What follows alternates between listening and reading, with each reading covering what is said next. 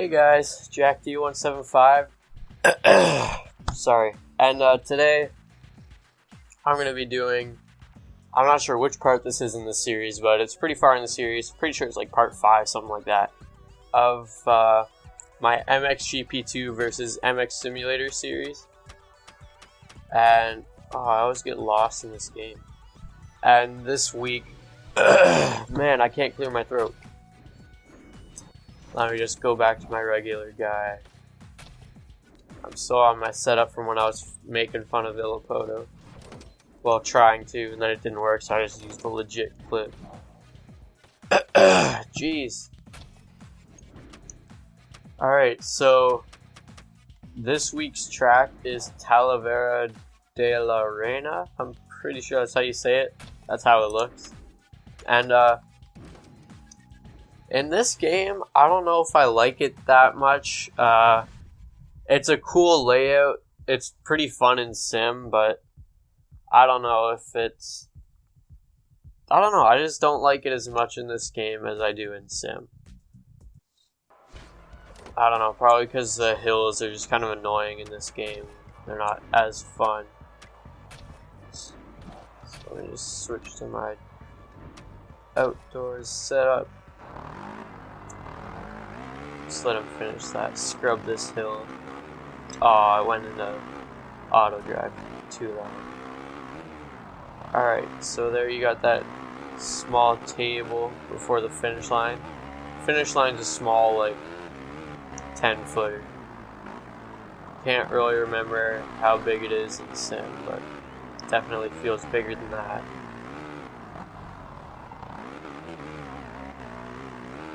So you can see a lot of elevation, and then here you gotta slow up, because if you don't, you'll launch into the fans, and I still got off track even though I went pretty slow.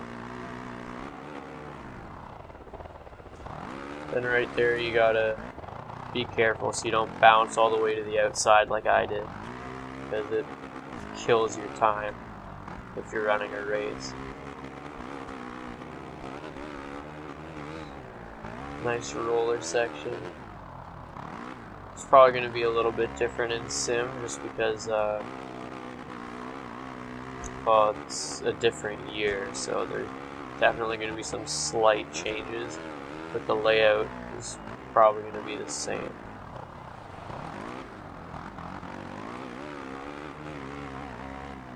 Forgot to mention, when I was talking about how the track's more fun in Sim, I'm talking about like last year's version. I haven't played this year's version yet. I've got to get used to it, then I'll record part for that. Nice little hill there. You can scrub it. Scrub it. A lot of turning back and forth, so that makes for some good passes, some good battling. Come back to that tiny table, and then there's the finish line, and the finish line goes back onto the starting straight. So that's it for MXGP2. Kind of a short lap, minute 42 with a couple resets. So yeah, I guess I'll head over to MX Simulator. Alright, so here we are in MX Simulator, and after doing a few laps, I get the layout of the track and everything. I just had to get used to it. One weird thing is this jump that I'm on right now. This is the finish line in game. This is kind of hard to explain. So when you jump over this, it ends your lap, and it has the flagger there. But then in the real life finish line, you can see top left of the screen, it says finish.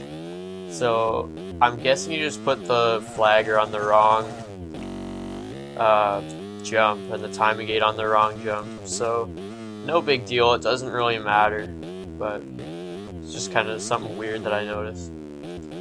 So the layouts are the exact same.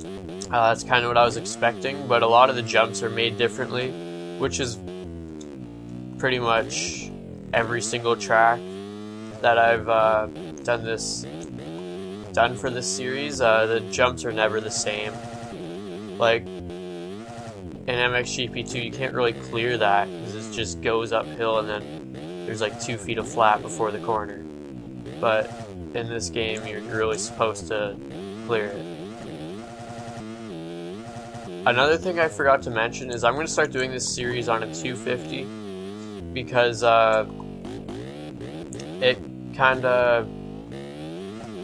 it's more similar in sim. Okay, let me reword this. A 250 in MX Simulator is more similar to a 450 in MXGP2 because I don't know what the deal is, but whenever I ride the 450 in this game, everything just feels a lot easier to clear than it is in MXGP2. Like, they overscaled the living hell out of everything in that game. That's assuming that MXGP2 is like on point, which it usually is. So yeah, I'm just gonna start doing it on a 250. One major difference is that hill, it kind of shoots you straight up in sim, where in MXGP2 you just kind of jump like 50 feet down to the flat, or not down, but you know what I mean. And this is more of a jump than just a hill in sim, and the flagger was like on the track for that, so that's kind of weird. And this table's a bit bigger, overshot that rut by 1,000,000 miles. But luckily it's like the tiniest finish line jump ever, so it makes it pretty easy. So I hope you enjoyed this video. I think this is one of my more favorite tracks that I've done so far. There were a couple tracks that were just really hard and the lines weren't fun, but I think this one's pretty fun. And it's not super hard. It's definitely different. It's got a lot of elevation. So yeah, I can't think of anything else I want to say. I'm gonna be starting a new series. I was gonna start it this week, but then I forgot I have to put this video out. And oh yeah, by the way, I'm not gonna have this video as or for this series. I'm not sure if I'm gonna make one next week because of this series. I'm gonna have a 5-part series coming out. It's gonna start next week, but maybe I'll make an exception for this because this is also another series I'm doing. So yeah, watch out for that. It's pretty cool. I don't want to spoil it yet, but yeah, so definitely subscribe if you haven't, because I think it's gonna be something cool. I don't think I've seen anyone else do it. People have done stuff kind of similar, but not quite like this. So yeah, that's all I have to say for now. So thanks for watching, and I will see you later.